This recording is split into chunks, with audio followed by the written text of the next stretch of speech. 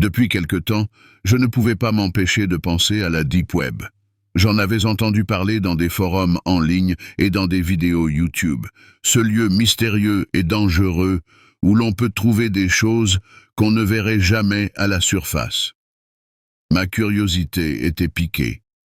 Je suis quelqu'un de plutôt rationnel, pas du genre à croire à tout ce qu'on raconte. Mais l'idée d'explorer cet endroit caché de l'Internet m'intriguait de plus en plus. Après avoir lu quelques articles et pris des précautions, j'ai décidé de m'y aventurer.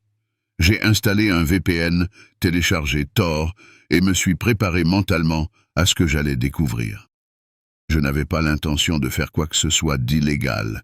Je voulais juste voir de mes propres yeux à quoi cela ressemblait. Très vite, je suis tombé sur un site qui vendait des objets rares, des choses que je n'avais jamais vues ailleurs. Parmi ces objets, un vieux modèle de montre a attiré mon attention. Le vendeur semblait fiable, avec de nombreuses bonnes critiques. Je me suis dit que ce serait une occasion unique d'acquérir quelque chose d'introuvable ailleurs. Alors, sans trop réfléchir, j'ai passé commande. Quelques jours après avoir passé commande, je commençais à douter de mon choix. Peut-être que j'avais été trop impulsif, trop naïf. Je me demandais si j'allais vraiment recevoir cette montre ou si j'avais simplement jeté mon argent par les fenêtres. Les jours passaient et toujours rien dans ma boîte aux lettres. Chaque matin, je vérifiais anxieusement, mais il n'y avait rien. Finalement, alors que je commençais à perdre espoir, un matin, je trouve un petit paquet déposé devant ma porte. Aucune étiquette, aucun nom, juste un paquet anonyme. Mon cœur s'est mis à battre plus fort. Était-ce enfin ma commande? Le poids et la forme du paquet ne correspondaient pas vraiment à ce que j'imaginais, mais je me suis dit que peut-être le vendeur avait simplement utilisé un emballage différent pour plus de discrétion. En l'ouvrant, je m'attendais à trouver la montre que j'avais commandée, mais à la place, il y avait un simple DVD, sans aucune inscription dessus, sauf une petite note manuscrite. « Regarde ». Je me suis assis devant mon ordinateur, le DVD à la main, hésitant. Quelque chose ne tournait pas rond, mais ma curiosité l'a emporté sur ma prudence. Je l'ai inséré dans le lecteur et attendu que la vidéo démarre. L'écran s'est éclairé, révélant des images floues au début, puis progressivement plus nettes. Ce que j'ai vu m'a glacé le sang. La vidéo montrait l'extérieur de ma maison, filmée de nuit. La caméra semblait se déplacer lentement, comme si elle était tenue par quelqu'un qui savait exactement où aller. Chaque détail de ma maison était capturé. La porte d'entrée, les fenêtres, le jardin. Puis, la caméra s'est concentrée sur une fenêtre en particulier. Mon estomac s'est noué lorsque j'ai réalisé que c'était celle de ma chambre. Le cadrage était parfait, comme si celui qui filmait savait exactement où je dormais. Et puis, le pire, la vidéo continuait à tourner pendant que je dormais. C'était moi, allongé là, inconscient du fait que j'étais épié. La vidéo s'est arrêtée brusquement, me laissant paralysé devant l'écran. Qui que ce soit, cette personne avait été là, juste à l'extérieur, à quelques mètres de moi, et je ne m'en étais jamais rendu compte. Après avoir vu cette vidéo, je me suis senti vulnérable comme jamais auparavant. Chaque bruit, chaque ombre me mettait sur les nerfs. J'avais l'impression que quelqu'un m'observait constamment, même en plein jour. Les nuits étaient les pires. Je ne pouvais plus fermer l'œil sans penser à cette caméra, à ce moment où j'étais filmé à mon insu. J'ai commencé à devenir paranoïaque. Je vérifiais constamment les fenêtres et les portes pour m'assurer qu'elles étaient bien verrouillées. J'ai même installé des caméras de sécurité autour de la maison, espérant attraper celui ou celle qui m'avait espionné. Mais plus les jours passaient, plus j'avais la certitude que cette personne était toujours là, quelque part, à attendre. Je me suis plongé de nouveau dans la Deep Web, essayant de retrouver le vendeur, mais il avait disparu. Le site sur lequel j'avais passé commande n'était plus accessible. J'avais l'impression d'être pris dans un piège, piégé par ma propre curiosité. Chaque matin, en sortant de chez moi, je scrutais les environs, cherchant des indices, des traces de quelqu'un. Mais il n'y avait rien. Juste ce sentiment oppressant que quelqu'un, quelque part, savait exactement où j'étais et ce que je faisais. L'angoisse montait en moi chaque jour, au point où je ne reconnaissais plus ma propre vie. Le soir, je barricadais les portes, vérifiais les serrures au moins 3 fois avant de me coucher, mais rien n'apaisait cette peur constante. Je savais que quelque chose de terrible allait se produire. C'était juste une question de temps. Une nuit, je fus réveillé en sursaut par un bruit sourd. Quelqu'un ou quelque chose bougeait dans la maison. Mon cœur battait à tout rompre et une sueur froide parcourait mon corps. Armé d'un couteau de cuisine, je me suis aventuré hors de ma chambre, chaque pas pesant, chaque ombre me paraissant hostile.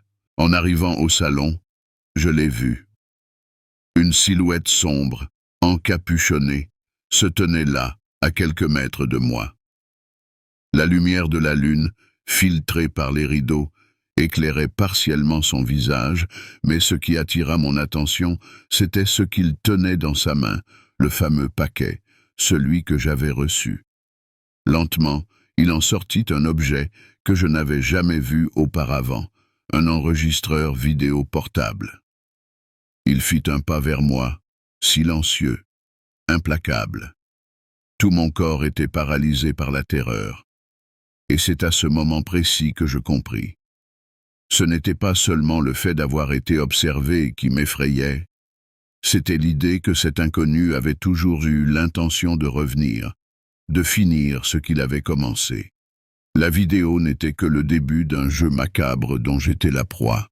Avant de passer à la prochaine histoire, laissez un like sur la vidéo, c'est très important pour la chaîne, et abonnez-vous pour toujours recevoir de nouvelles histoires comme celle-ci. Je suis quelqu'un de curieux, surtout lorsqu'il s'agit de technologie et de mystères en ligne. La Deep Web, avec toutes les histoires et légendes urbaines qui l'entourent, m'a toujours fasciné. Un soir, alors que je me trouvais seul chez moi, j'ai décidé de m'y aventurer. Rien de sérieux, juste pour voir ce qui s'y cachait vraiment. En naviguant, je suis tombé sur un chat anonyme qui promettait de répondre à n'importe quelle question, même les plus personnelles. Ça semblait trop beau pour être vrai, et pour être honnête, je pensais que c'était juste un de ces pièges pour attirer les naïfs. Mais ma curiosité l'a emporté. Je me suis connecté, un peu sceptique, prêt à découvrir ce que ce chat avait à offrir. Pour tester ce chat, j'ai décidé de poser une question personnelle mais sans grande importance, juste pour voir comment il réagirait. J'ai demandé quelque chose de trivial sur un événement de mon enfance, un détail que je n'avais jamais vraiment partagé avec personne.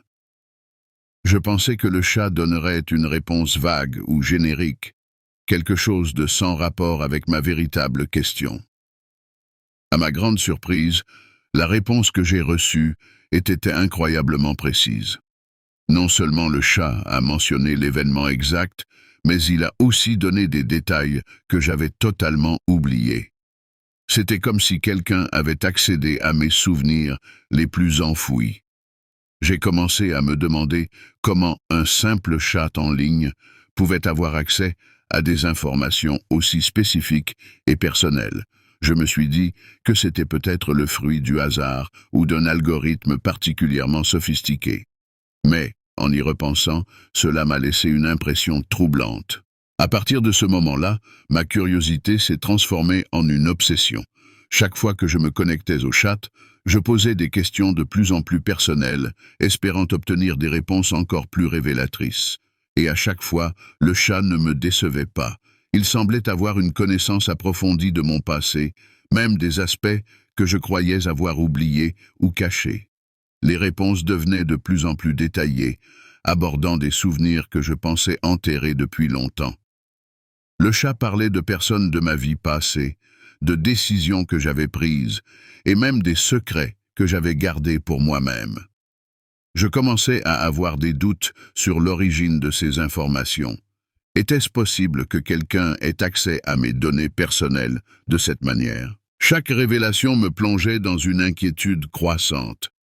J'avais l'impression que ce chat en savait bien plus que ce que j'avais jamais partagé en ligne ou dans la vie réelle. Cette sensation d'être exposé, même si je ne comprenais pas comment c'était possible, me perturbait profondément.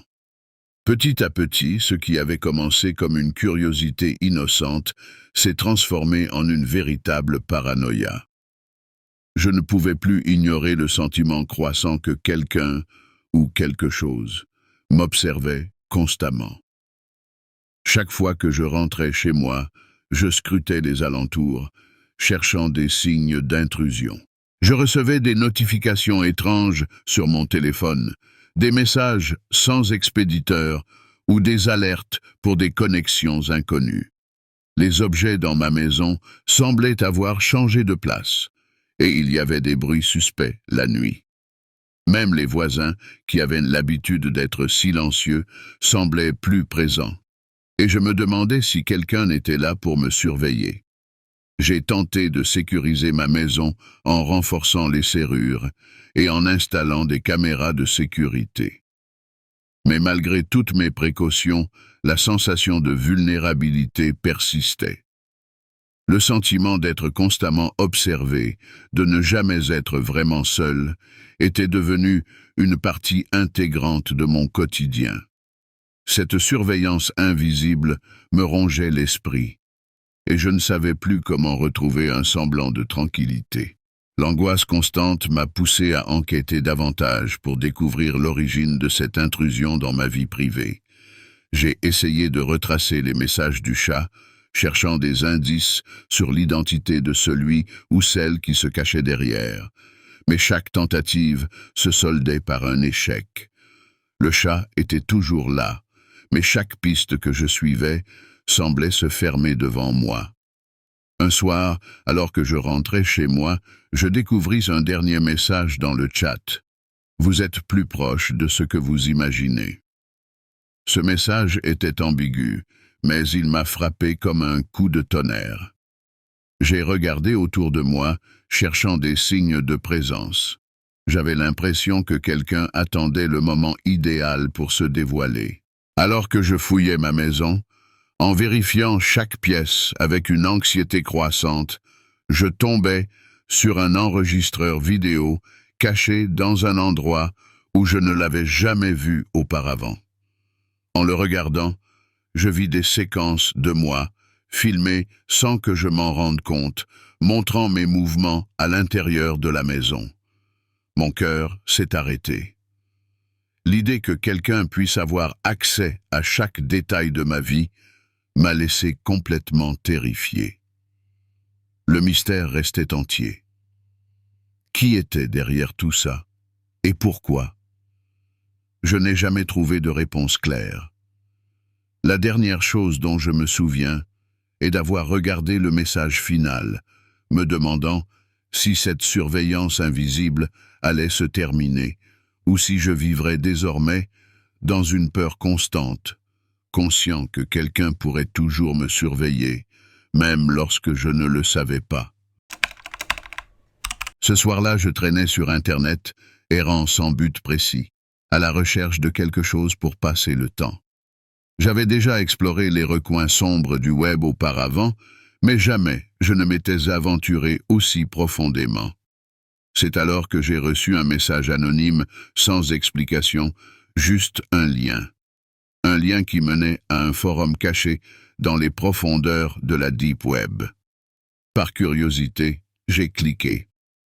Le post qui s'est ouvert devant moi était court, mais il transpirait l'urgence. Une personne demandait de l'aide, affirmant être retenue quelque part contre son gré. Les détails étaient flous, à peine quelques indices sur l'endroit où elle se trouvait, mais son désespoir était palpable. Mon instinct me disait de fermer la page, d'oublier ce que j'avais vu, mais quelque chose m'a retenu. Peut-être était-ce la peur de manquer quelque chose d'important, ou simplement cette curiosité morbide qui m'avait déjà mené si loin. Malgré mes réticences, j'ai commencé à fouiller dans les indices laissés, cherchant à comprendre où cette personne pouvait bien être enfermée.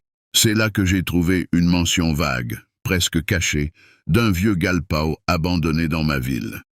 Et c'est à ce moment précis que j'ai su que je ne pourrais pas ignorer cet appel à l'aide. J'allais enquêter. Le lendemain, je n'arrêtais pas de penser à ce que j'avais découvert sur le forum. Chaque détail, aussi minime soit-il, tournait en boucle dans ma tête. Je me suis mis à chercher des informations sur ce galpao mentionné dans le message. C'était un endroit dont je n'avais jamais entendu parler auparavant, mais après quelques recherches, j'ai trouvé des références à un ancien entrepôt, abandonné depuis des années, situé à la périphérie de la ville. Plus j'en apprenais sur cet endroit, plus mon inquiétude grandissait. Les articles que je trouvais parlaient de rumeurs, de disparitions inexpliquées, mais rien de concret. Pourtant, quelque chose m'attirait inexorablement vers ce lieu. J'étais partagé entre l'angoisse et la fascination, incapable de détourner mon esprit de cette étrange affaire. Finalement, j'ai pris une décision. J'allais m'y rendre. Peut-être que je ne trouverais rien, peut-être que c'était une mauvaise blague, mais je ne pouvais pas simplement ignorer ce que j'avais découvert. Je devais en avoir le cœur net. En préparant mes affaires, je ressentais une étrange appréhension. Comme si je savais au fond de moi que ce que j'allais découvrir là-bas changerait ma vie à jamais. Mais c'était trop tard pour faire marche arrière. L'appel à l'aide résonnait encore dans mon esprit, et j'étais prêt à suivre cette piste, peu importe où elle me mènerait. Lorsque je suis arrivé au galpao, la nuit était déjà tombée. Le bâtiment se dressait devant moi, sombre et menaçant, comme un monstre endormi. Les murs étaient délabrés, recouverts de graffitis et envahis par la végétation. Il n'y avait pas un bruit, à part le vent qui soufflait à travers les fissures des murs, produisant un sifflement inquiétant. Je me suis approché, le cœur battant à tout rompre, me demandant si je n'avais pas commis une erreur en venant ici. Mais il était trop tard pour reculer. L'entrée était à moitié bloquée par une vieille porte en métal, rouillée et déformée, que j'ai dû pousser de toutes mes forces pour l'ouvrir. Un grincement sinistre a résonné dans le silence, me faisant frissonner. À l'intérieur, l'obscurité était presque totale. J'ai sorti ma lampe de poche, balayant la pièce avec le faisceau de lumière. Le sol était jonché de débris, de vieilles caisses en bois empilées dans un coin et des toiles d'araignée pendaient du plafond. L'endroit semblait désert depuis des années, mais il y avait quelque chose d'étrange dans l'air, une sensation de présence que je ne pouvais pas ignorer. J'ai commencé à explorer, chaque pas résonnant dans le vide. Plus j'avançais, plus l'atmosphère devenait lourde, presque suffocante. J'ai trouvé des signes qu'une personne avait peut-être été ici récemment. Une couverture sale, un reste de nourriture moisie et même un carnet abîmé, ses pages arrachées. Pourtant, il n'y avait personne. Alors que je m'apprêtais à partir, déçu de n'avoir rien trouvé, j'ai soudainement senti un frisson glacé dans mon dos, comme si quelqu'un ou quelque chose m'observait. Je me suis retourné d'un coup, balayant la pièce de ma lampe, mais il n'y avait rien, seulement les ombres qui dansaient sur les murs. Le sentiment d'être surveillé ne me quittait pas. Il y avait quelque chose ici, j'en étais certain, mais je ne savais pas encore à quel point ma vie allait basculer à partir de ce moment-là. Les jours suivant ma visite au galpao ont été marqués par une série d'événements étranges. Au début, je pensais que j'étais simplement paranoïaque. Des objets dans ma maison semblaient avoir été déplacés. Des bruits suspects provenaient des coins les plus sombres de mon appartement. Mais ce n'était pas seulement dans ma tête. Un soir, alors que je rentrais chez moi après le travail, j'ai remarqué une silhouette au loin se faufilant derrière les voitures garées. Je n'ai pas pu distinguer les traits de la personne, mais quelque chose dans sa démarche m'a paru menaçant. Mon cœur s'est mis à battre la chamade. J'ai accéléré le pas, mais la silhouette est restée en retrait, me suivant à distance. Les jours suivants, la situation est devenue de plus en plus inquiétante. Je recevais des messages anonymes sur mon téléphone avec des photos floues de moi prises à différents moments de la journée. La peur s'est installée, me rendant nerveux même chez moi. Je suis devenu obsédé par l'idée d'être observé, incapable de me concentrer sur quoi que ce soit. Finalement, un soir, en rentrant chez moi, j'ai vu cette silhouette familière se dessiner dans l'ombre de la rue. Cette fois, elle était plus proche, plus distincte. La terreur m'a envahi lorsque j'ai reconnu les traits de la personne que j'avais vue au Galpao. Elle me fixait de ses yeux vides, dénués de toute expression, mais empreints d'une rage glaciale. J'ai essayé de me cacher, de me protéger, mais chaque fois que je pensais avoir échappé à cette présence, elle réapparaissait, me rappelant à quel point je ne pouvais pas échapper à ce que j'avais découvert. La peur était palpable, et je savais que cette personne n'était plus en quête d'aide, mais en quête de vengeance. La situation a atteint son paroxysme lorsque, une nuit, je suis rentré chez moi et j'ai trouvé un message inquiétant collé à ma porte. C'est le moment. Mon cœur s'est emballé et j'ai immédiatement su que je devais agir rapidement. J'étais certain que cette personne ne me laisserait pas en paix tant qu'elle n'aurait pas eu ce qu'elle voulait. Je suis retourné au Galpão, espérant comprendre ce qui se passait et comment j'allais pouvoir me sauver. Le lieu était aussi sinistre que la première fois, mais ce soir-là, l'atmosphère semblait encore plus oppressante. Les murs semblaient se rapprocher de moi, et un silence lourd remplissait l'espace. En entrant dans le bâtiment, j'ai vu une lumière vacillante au fond du couloir. Je me suis approché prudemment, le cœur battant. La lumière provenait d'une pièce où se trouvait un écran d'ordinateur. Sur l'écran, un message clignotait « Je suis ici », comme promis. Soudain, j'ai entendu un bruit derrière moi. Je me suis retourné brusquement pour voir la silhouette de la personne que je croyais être un simple suiveur. Elle était là, dans l'ombre, se dirigeant lentement vers moi avec un regard déterminé. Je pouvais voir une lueur malveillante dans ses yeux, une intensité froide qui m'a glacé jusqu'aux os. Je me suis précipité vers la sortie, mais elle était déjà bloquée. En désespoir de cause, j'ai essayé de trouver un autre chemin, mais les portes semblaient se fermer sur moi. Je pouvais sentir sa présence tout autour, comme une étreinte mortelle. Le face-à-face était inévitable. Elle est apparue devant moi, et j'ai compris, avec une terreur profonde, qu'elle était là pour me faire payer ma curiosité. Le jeu, les messages, tout était orchestré pour me conduire à ce moment précis. Elle m'a pris par le col, et j'ai compris que je ne pourrais pas échapper à ce qui était désormais ma destinée.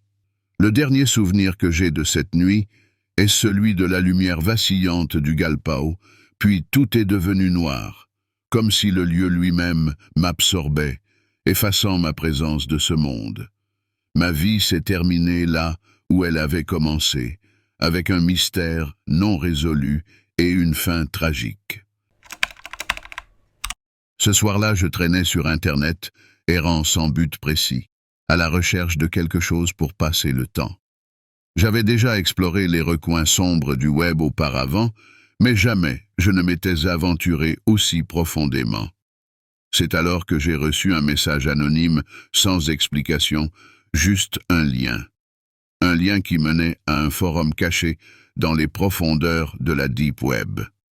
Par curiosité, j'ai cliqué. Le post qui s'est ouvert devant moi était court, mais il transpirait l'urgence. Une personne demandait de l'aide, affirmant être retenue quelque part contre son gré. Les détails étaient flous, à peine quelques indices sur l'endroit où elle se trouvait, mais son désespoir était palpable. Mon instinct me disait de fermer la page, d'oublier ce que j'avais vu, mais quelque chose m'a retenu. Peut-être était-ce la peur de manquer quelque chose d'important, ou simplement cette curiosité morbide qui m'avait déjà mené si loin. Malgré mes réticences, j'ai commencé à fouiller dans les indices laissés, cherchant à comprendre où cette personne pouvait bien être enfermée. C'est là que j'ai trouvé une mention vague, presque cachée, d'un vieux galpao abandonné dans ma ville. Et c'est à ce moment précis que j'ai su que je ne pourrais pas ignorer cet appel à l'aide. J'allais enquêter. Le lendemain, je n'arrêtais pas de penser à ce que j'avais découvert sur le forum. Chaque détail, aussi minime soit-il, tournait en boucle dans ma tête. Je me suis mis à chercher des informations sur ce galpao mentionné dans le message. C'était un endroit dont je n'avais jamais entendu parler auparavant, mais après quelques recherches, j'ai trouvé des références à un ancien entrepôt, abandonné depuis des années, situé à la périphérie de la ville. Plus j'en apprenais sur cet endroit, plus mon inquiétude grandissait. Les articles que je trouvais parlaient de rumeurs, de disparitions inexpliquées, mais rien de concret. Pourtant, quelque chose m'attirait inexorablement vers ce lieu. J'étais partagé entre l'angoisse et la fascination, incapable de détourner mon esprit de cette étrange affaire. Finalement, j'ai pris une décision. J'allais m'y rendre. Peut-être que je ne trouverais rien, peut-être que c'était une mauvaise blague, mais je ne pouvais pas simplement ignorer ce que j'avais découvert. Je devais en avoir le cœur net. En préparant mes affaires, je ressentais une étrange appréhension. Comme si je savais au fond de moi que ce que j'allais découvrir là-bas changerait ma vie à jamais. Mais c'était trop tard pour faire marche arrière. L'appel à l'aide résonnait encore dans mon esprit, et j'étais prêt à suivre cette piste, peu importe où elle me mènerait. Lorsque je suis arrivé au galpao, la nuit était déjà tombée. Le bâtiment se dressait devant moi, sombre et menaçant, comme un monstre endormi. Les murs étaient délabrés, recouverts de graffitis et envahis par la végétation. Il n'y avait pas un bruit, à part le vent qui soufflait à travers les fissures des murs, produisant un sifflement inquiétant.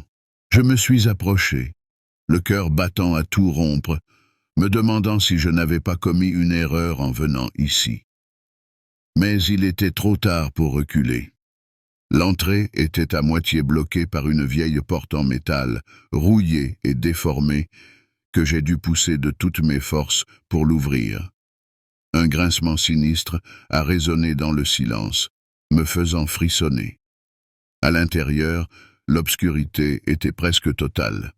J'ai sorti ma lampe de poche, balayant la pièce avec le faisceau de lumière. Le sol était jonché de débris, de vieilles caisses en bois empilées dans un coin et des toiles d'araignée pendaient du plafond. L'endroit semblait désert depuis des années, mais il y avait quelque chose d'étrange dans l'air, une sensation de présence que je ne pouvais pas ignorer. J'ai commencé à explorer, chaque pas résonnant dans le vide. Plus j'avançais, plus l'atmosphère devenait lourde, presque suffocante. J'ai trouvé des signes qu'une personne avait peut-être été ici récemment. Une couverture sale, un reste de nourriture moisie et même un carnet abîmé, ses pages arrachées. Pourtant, il n'y avait personne. Alors que je m'apprêtais à partir, déçu de n'avoir rien trouvé, j'ai soudainement senti un frisson glacé dans mon dos, comme si quelqu'un ou quelque chose m'observait. Je me suis retourné d'un coup, balayant la pièce de ma lampe, mais il n'y avait rien, seulement les ombres qui dansaient sur les murs. Le sentiment d'être surveillé ne me quittait pas.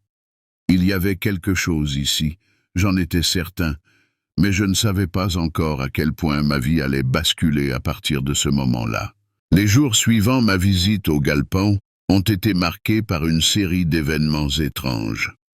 Au début, je pensais que j'étais simplement paranoïaque. Des objets dans ma maison semblaient avoir été déplacés.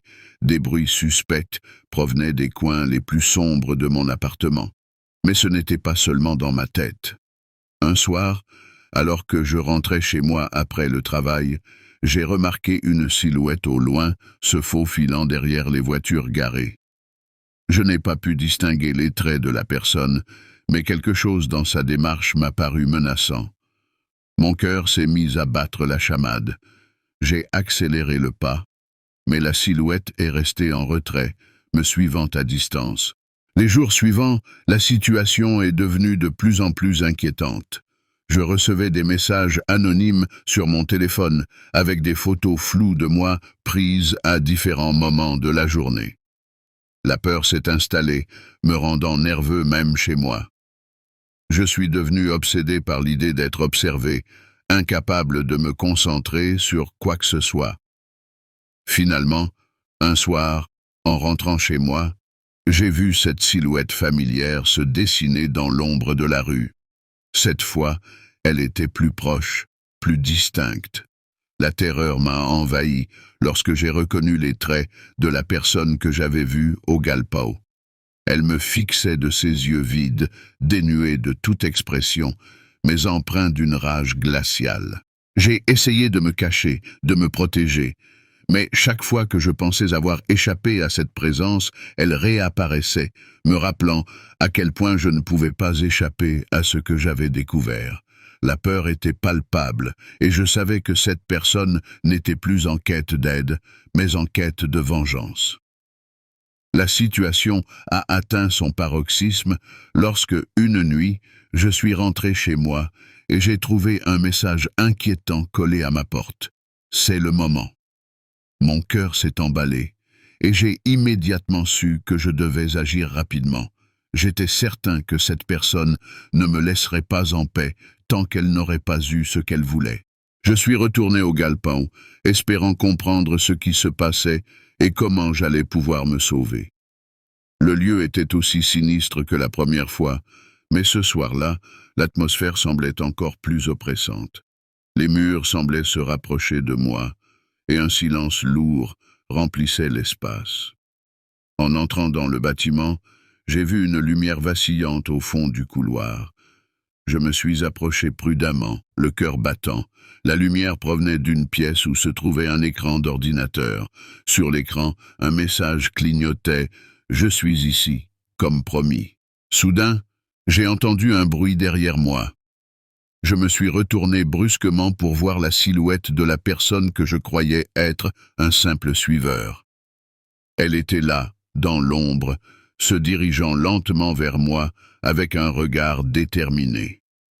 Je pouvais voir une lueur malveillante dans ses yeux, une intensité froide qui m'a glacé jusqu'aux os. Je me suis précipité vers la sortie, mais elle était déjà bloquée. En désespoir de cause, j'ai essayé de trouver un autre chemin, mais les portes semblaient se fermer sur moi. Je pouvais sentir sa présence tout autour, comme une étreinte mortelle. Le face-à-face était inévitable. Elle est apparue devant moi, et j'ai compris, avec une terreur profonde, qu'elle était là pour me faire payer ma curiosité. Le jeu, les messages, tout était orchestré pour me conduire à ce moment précis. Elle m'a pris par le col, et j'ai compris que je ne pourrais pas échapper à ce qui était désormais ma destinée. Le dernier souvenir que j'ai de cette nuit est celui de la lumière vacillante du Galpão, puis tout est devenu noir, comme si le lieu lui-même m'absorbait, effaçant ma présence de ce monde. Ma vie s'est terminée là où elle avait commencé, avec un mystère non résolu et une fin tragique. Depuis mon adolescence, j'ai toujours été fasciné par les mystères d'Internet, et la Deep Web était comme un défi à ma curiosité insatiable. J'avais déjà exploré quelques recoins sombres, mais jamais je n'avais trouvé quelque chose de vraiment digne d'intérêt. Jusqu'à ce soir-là. En naviguant sans but précis, je suis tombé sur un fichier mystérieux intitulé « Le livre interdit ». La description promettait des rituels anciens capables de conférer pouvoir et richesse, mais avec un prix à payer terrifiant. Intrigué, je n'ai pas pu résister. Bien sûr, une partie de moi pensait que c'était une simple blague, un piège pour les naïfs, en quête de sensations fortes. Mais l'autre partie, celle qui était avide de découvrir des secrets cachés, m'a poussé à télécharger le fichier. J'ai ignoré les avertissements qui accompagnaient la description. Après tout, qu'est-ce qu'un livre numérique pourrait bien me faire? C'était juste du texte, non? Mais dès que j'ai commencé à lire, une étrange sensation s'est emparée de moi, comme si quelque chose avait changé dans l'atmosphère de ma maison. C'était subtil, presque imperceptible, mais suffisant pour me faire hésiter un moment. Cependant, ma curiosité l'a emporté. J'étais loin de me douter que ce simple acte allait déclencher une série d'événements qui allaient changer ma vie pour toujours. Au début, les premières pages du livre semblaient inoffensives, presque décevantes. Elles décrivaient des rituels complexes avec des symboles ésotériques que je ne comprenais pas vraiment.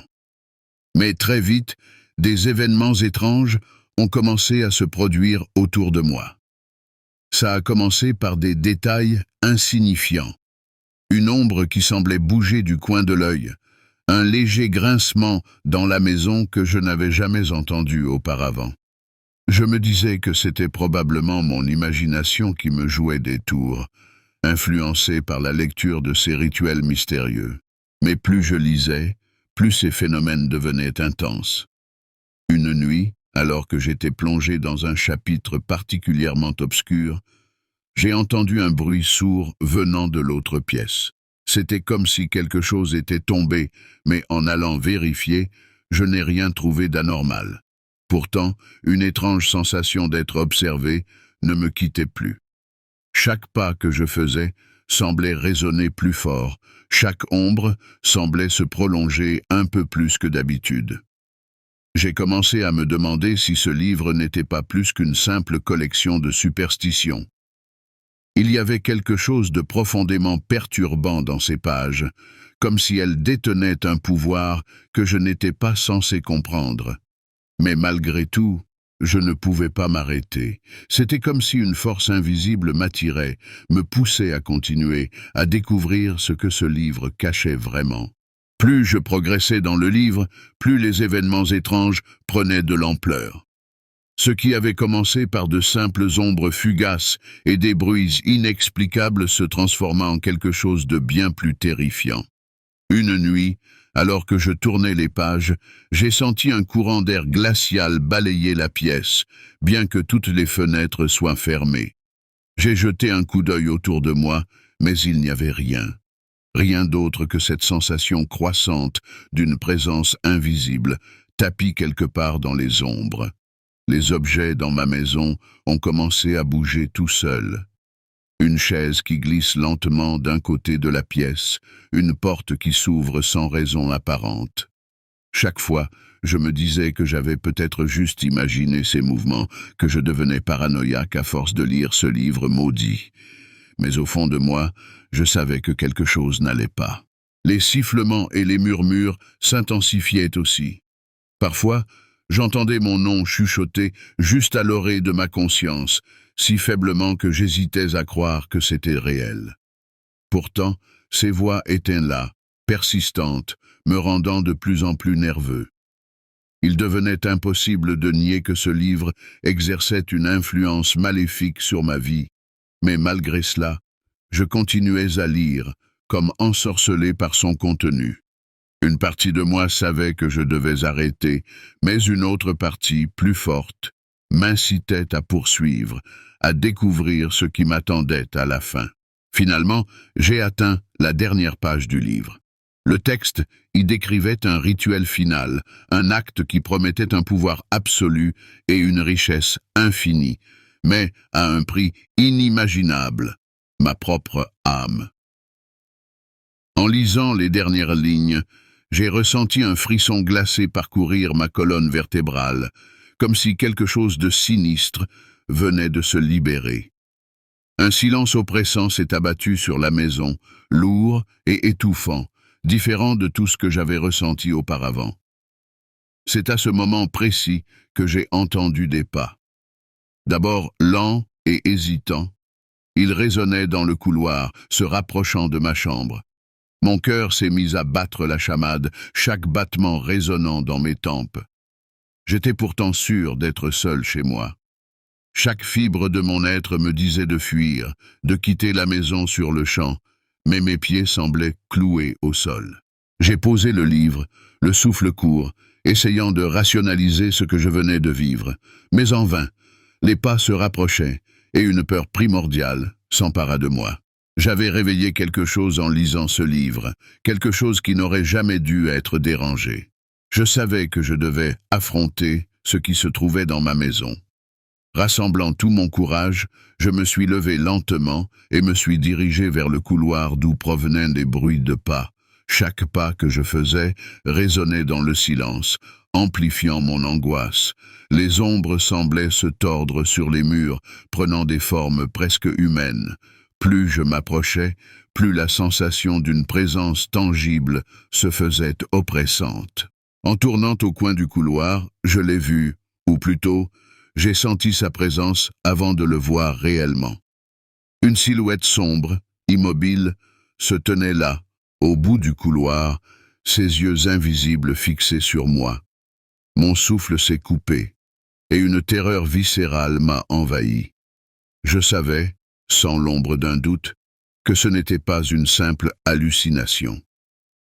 Ce que j'avais invoqué en lisant ce livre était réel, et il était devenu réclamer son dû. J'ai voulu crier, mais aucun son ne sortait de ma gorge. La silhouette s'est avancée lentement, chaque mouvement accompagné d'un craquement sinistre, comme si les murs eux-mêmes se resserraient autour de moi. Je me suis rendu compte à cet instant que je ne pouvais pas fuir. Le prix que j'avais payé en lisant ce livre était trop élevé, et désormais, j'étais piégé. Le dernier souvenir que j'ai est celui d'une main glaciale se refermant sur mon bras, puis plus rien, juste le néant, le silence absolu. Depuis toujours, j'ai été fasciné par les mystères que personne ne parvient à résoudre. Les affaires criminelles non élucidées, les personnes disparues sans laisser de traces. Tout cela m'obsède. Étudiant en criminologie, je me suis donné pour mission de découvrir ce qui se cache derrière ces histoires, de comprendre l'inexplicable. Un soir, après des heures de recherche infructueuses sur le web traditionnel, j'ai décidé d'explorer un territoire plus sombre, plus secret, la Deep Web. Je savais que c'était risqué, mais ma curiosité me poussait à aller plus loin. Je me disais que peut-être, là-bas, je trouverais des indices, des informations que personne n'avait encore découvertes. En me connectant pour la première fois, j'ai ressenti une étrange excitation mêlée d'appréhension. L'idée de plonger dans un monde où les lois de la société ne s'appliquent plus m'effrayait, mais me captivait tout autant. C'est dans cet état d'esprit que j'ai commencé à chercher des traces des disparus, des indices, des pistes, tout ce qui pourrait me guider vers la vérité. Après plusieurs nuits passées à errer dans les méandres obscurs de la Deep Web, je suis finalement tombé sur quelque chose d'inattendu. Un lien, caché parmi d'autres, m'a conduit vers un forum fermé. Son accès était strictement limité, protégé par plusieurs couches de sécurité. Intrigué, j'ai réussi à contourner les protections, me disant que je devais être proche de quelque chose d'important.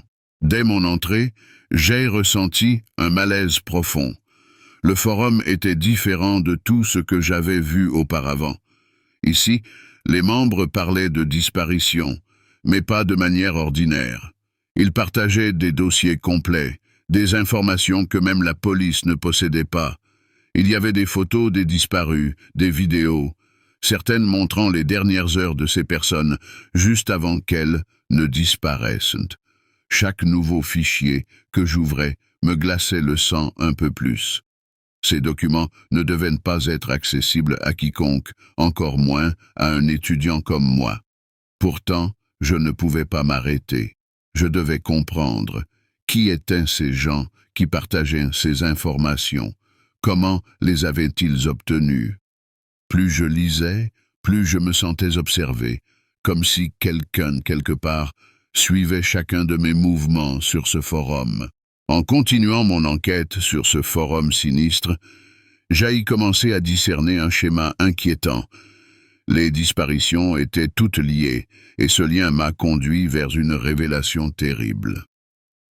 Il semblait que chaque cas était connecté à un culte mystérieux, opérant dans l'ombre.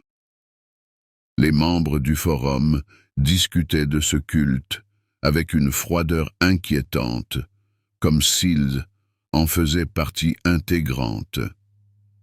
Les documents que j'examinais contenaient des références cryptiques à des rituels et des cérémonies. Je me suis rendu compte que ces informations ne provenaient pas simplement de rumeurs ou de théories du complot. Elles semblaient avoir une base réelle, une structure organisée. Les signes que je percevais étaient de plus en plus clairs. Des messages anonymes, des menaces voilées et des détails sur des personnes qui avaient disparu dans des circonstances similaires. Chaque nouvelle découverte me plongeait un peu plus dans l'angoisse, et je ne pouvais plus ignorer le fait que ma propre enquête n'était pas passée inaperçue. Je sentais qu'ils savaient que je les observais, que chaque clic et chaque recherche étaient surveillés.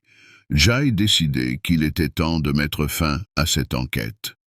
La peur que j'éprouvais était devenue trop intense. J'ai commencé à effacer mes traces, supprimant tout ce qui pouvait me relier au forum. Mon cœur battait à toute vitesse, alors que je m'efforçais de fermer toutes les fenêtres et de supprimer les fichiers.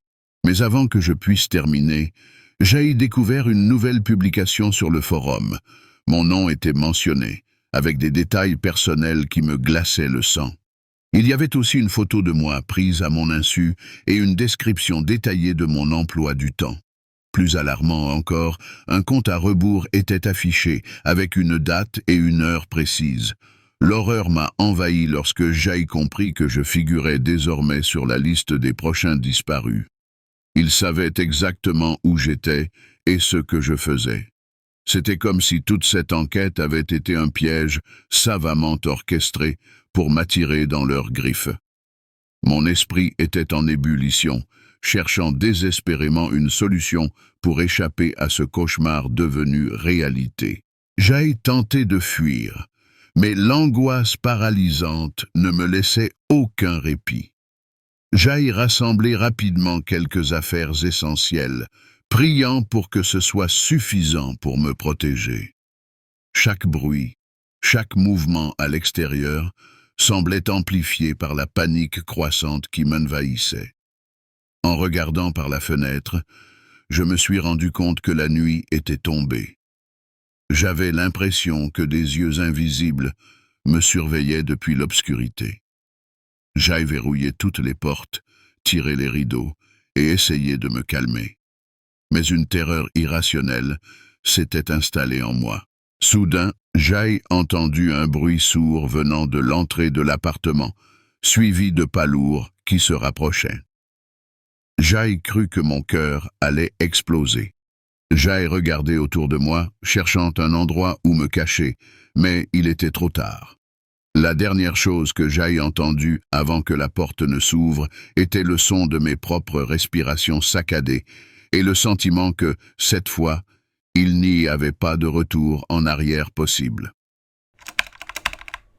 Je n'avais jamais été aussi désespéré. Les factures s'empilaient et mes économies fondaient comme neige au soleil. J'étais prêt à tout pour trouver une solution, peu importe à quel point cela pouvait paraître risqué.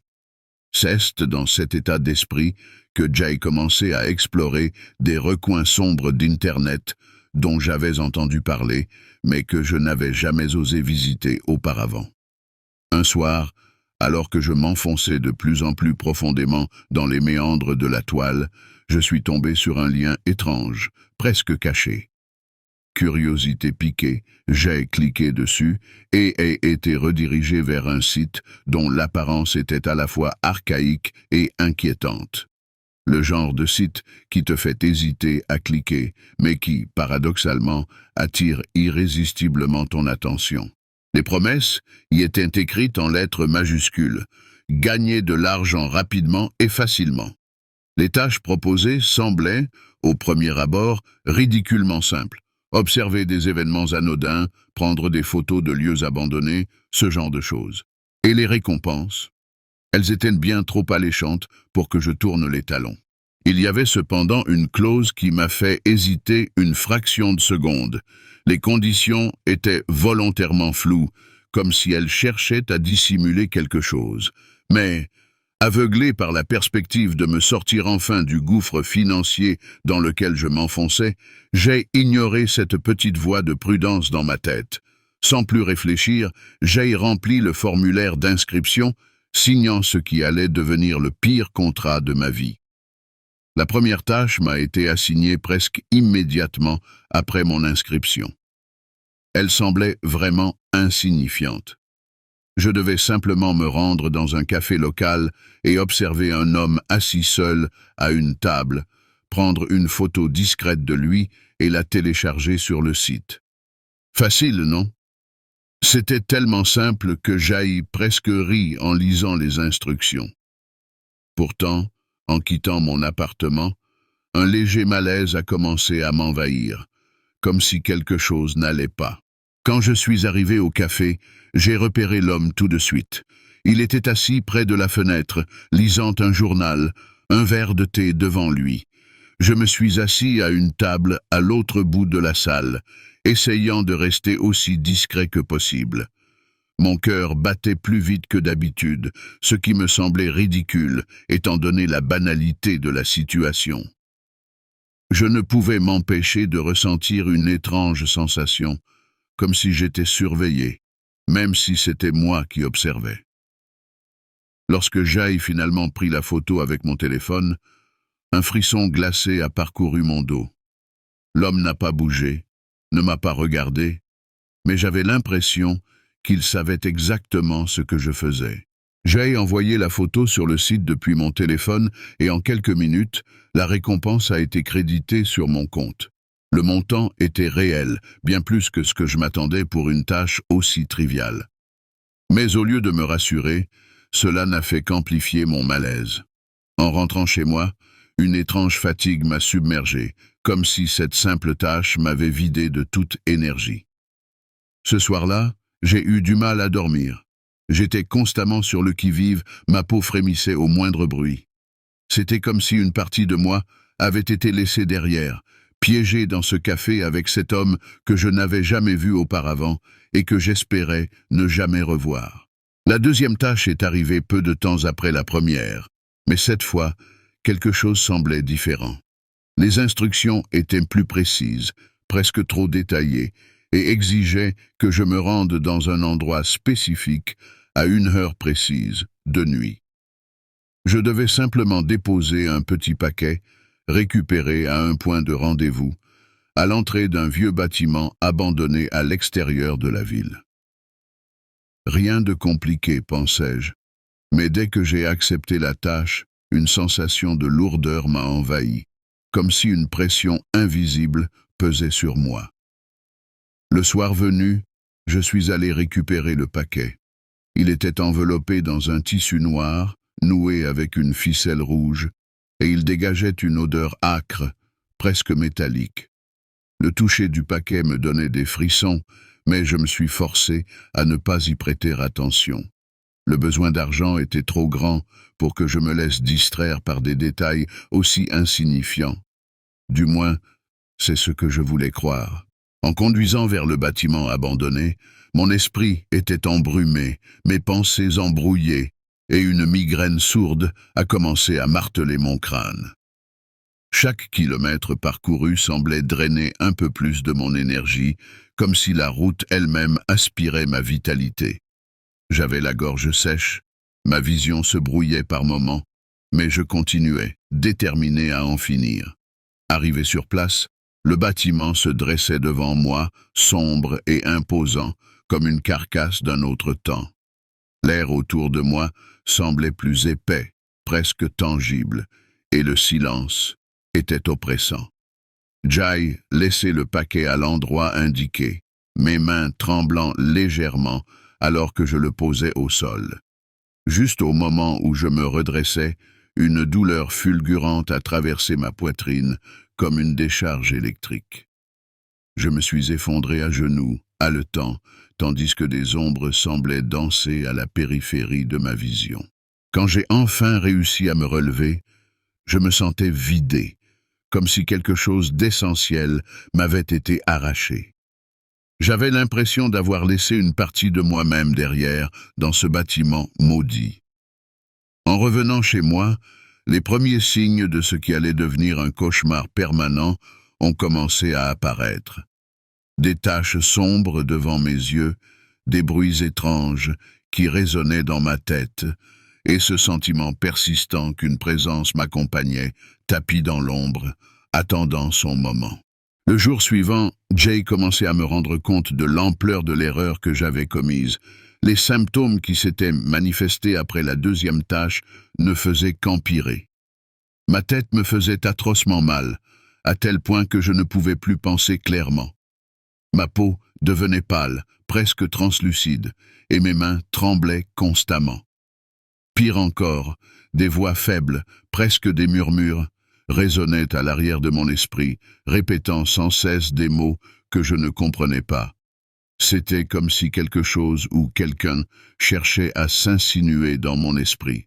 Désespéré, j'ai décidé que je devais mettre fin à tout ça. J'ai tenté de me déconnecter du site, d'annuler les tâches, mais rien n'y faisait. Chaque fois que je me connectais, les tâches continuaient d'apparaître, plus sinistres et plus détaillées que les précédentes.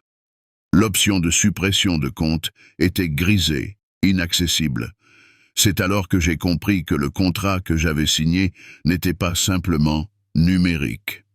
Il y avait quelque chose de plus profond, de plus obscur à l'œuvre.